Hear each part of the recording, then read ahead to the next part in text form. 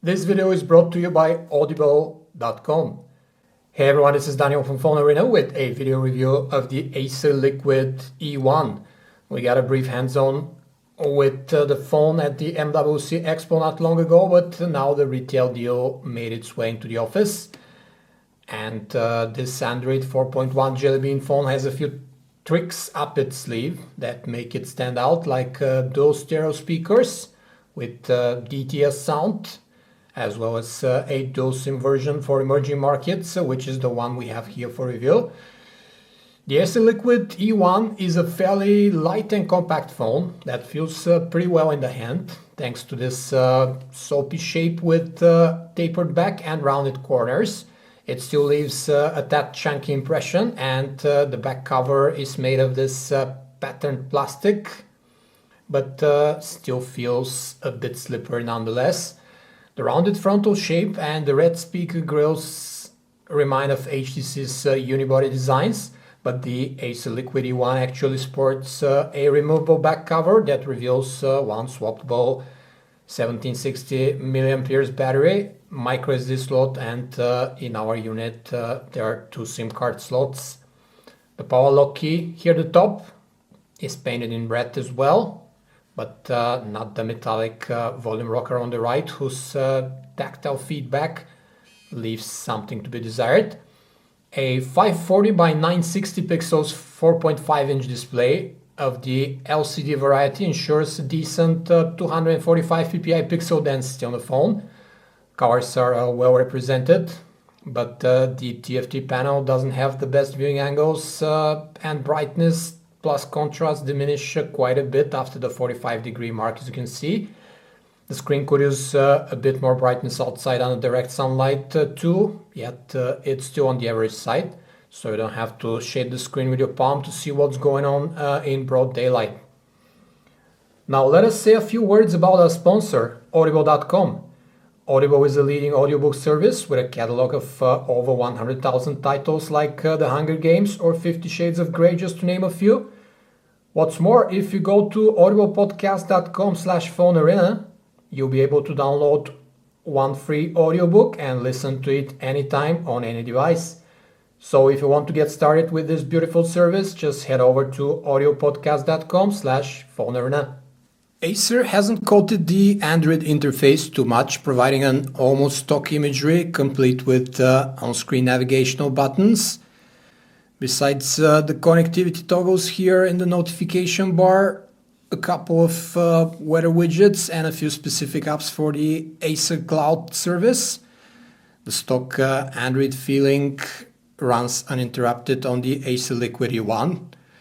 The company also didn't bother reinventing the wheel and is just using swipe as the default keyboard on the phone. As you can see, we have a stock dialer, app drawer, almost everything.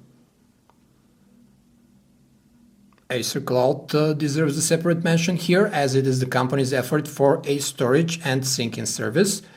Spans from documents to pics to music and video files as well. You can, for instance, set your home computer as a cloud PC and access its contents on your phone from everywhere. Acer Cloud will wake it up for you, and Docs up here syncs your edited documents from your PC to your phone and back. You can also create music and video playlists and stream them down to your phone via Acer Cloud, or browse pictures stored elsewhere. Let's run Quadrant.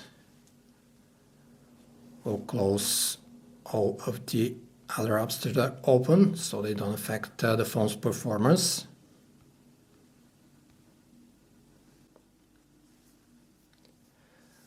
We have a 1 GHz dual-core MediaTek processor that is so popular in entry-level Androids these days,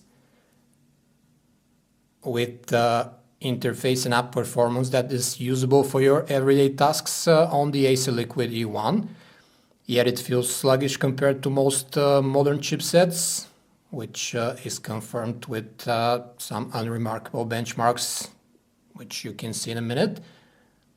The handset has the staple for a mid-ranger nowadays, 1 GB of RAM, ensuring the possibility for a decent number of simultaneously open apps.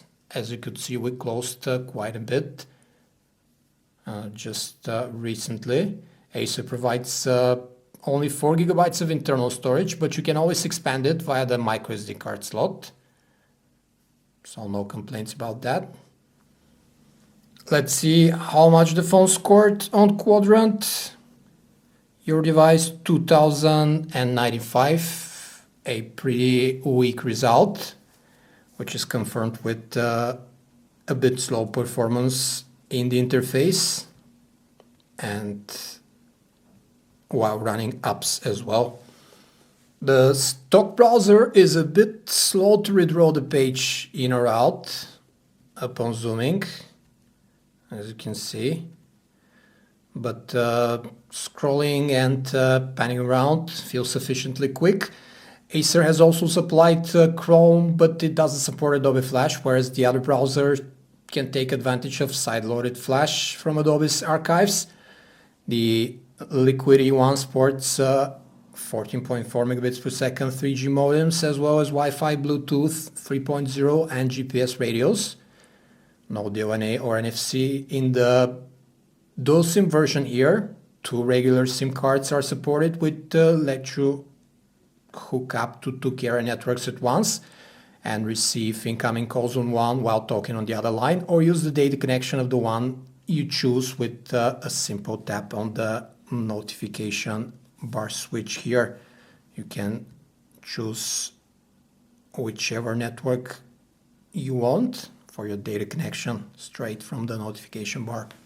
The gallery is pretty simple, with grid-like thumbnail previews of your photos and no editing options available, only details and sharing.